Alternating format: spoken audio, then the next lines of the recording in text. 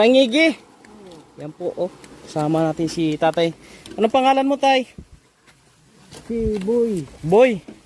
Ano ito? Ah, wala na. Ay na, mo na siya. Tangigi na lang. Tay, nata sa atong video. Interview ta ka. Tapila man imong tangigi. 300 ang ano siya, kilo. Sarili ni mo ning kuha? Hindi. Para, inangkat ra. Ay, nangkat. Porsintuhan ra. Oo. Ilako mo pa dito. Sobrang init man eh.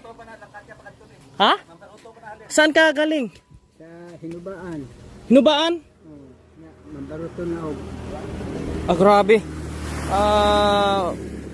Ang isda niya hindi naubos. Mula sa Hinubaan, nilibod ni Mune, hindi pa naubos. Wala ni nalibot Hinubaan sir. Diri lang sa palay. Galing ka Hinubaan, sumakay ka ng puntang Sipalay. Sa Sipalay ka naglibot-libot. Gikan ka pa sa syudad. Oo, sa palay. Malayo na eh, Barangay San Jose, Barangay Canturay. Abot ka diri sa Barangay Canturay, di pa nahurot. Sige, kuha na ka na. Kana, para puli ka na. Bihin natin tong ulam ni tatay para hindi na siya maglako ng malayo. Kasi galing pala siya ng Hinubaan, sumakay pa si Palay, galing sa syudad ng Sipalay, naglako, papunta dito. Nilakad mo lang tay. Oo, okay. Lakad mo lang, di ka sa syudad. Oo. Pag nilakad mo ito galing sa syudad po, pila ka oras? Ano sa siyudad ko din na sir? Alas 8. Oo, alas 8. Apat na oras yung lako niya. Araw-araw mo itong ginagawa tay. Oo. Muni mo ginaobra. Oo. Yan po mga kabayan. No? Tatlong piraso gali ito. Oo. Graduate makiguro ng iyang gituang ko no? Tapila yung porsintuan ni tay. Ang bayaran sa natag ay ano, 50. Kwenta. Oo. Pag mabaligyan mo ni tanan, pila imuhaan eh. Mga 500 sir. 500. Okay. Kani pila man eh. So 3 lang sir. 4.5 tag pilang kilo? 300. Tag 300 po, 3 kilo.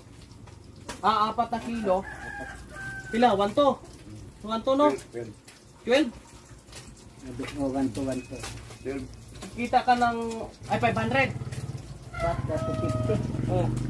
250 ang kanyang kita dito, mga kabayan, no? Tangigin tawag nito tayo, no? Oh, tangigi. Pila man eh? 1350 lang sir. Ha? 1350. 1,350. May mga anak ka pa? May anak pa sir. Pila imong anak? Kano sila ka boxer sa anong Guys, kuila pa? diba isa sila abot ako. Araw-araw mo ito, adlaw-adlaw ginagalibot gid ka. Pero layo ano, Hinubaan, kaabot kag si Palay, libod aning isda. Kani sir, tumigil ito. Oh. Sige. Oh, may dalaga pang dumaan, oh. Tay. Kunite tay. Open pa kay kasawa na. Oh. Tagaan ta kag 2,000 ha. Kana ang sobra ipalit nimo nag bugas. Ha? Salamat ni sir. Mayo kay ning agi ka diri sa akong atubangan o wala ka ning agi sa akong atubangan. Basig makaabot ka pa didto sa layo.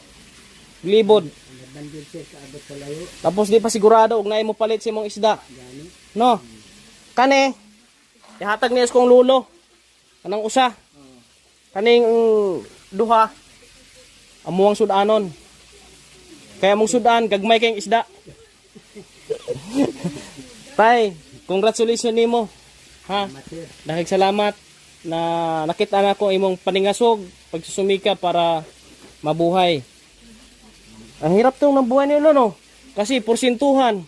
Og dili mabaligya malubok, wala lugi. Lugi na lugi. Babayaran nimo sa tagiya. Oy, Laban gipili man og lugi siya paano? dili mo sinabi. Paano pag di niya mabinta ito po mga kababayan? Wala. Sige tayo, mag-iingat ka sa ano mo. Sa paglalakbay, uwi na po kayo ha. Salamat ma'am. Oo. Ayan, shout out sa mga kababayan nimo. Saan ka pala sa Hinubaan tay? Sa barangay 1 sir. Barangay 1, Purok 1 sa Hinubaan. Okay. Ingat sa paglalakbay, sobrang init. Oh, sumakay ka na lang ng ano? Ha? Sige. Okay, salamat ha. Oh, inom ka ng tubig pagka ano, mainit.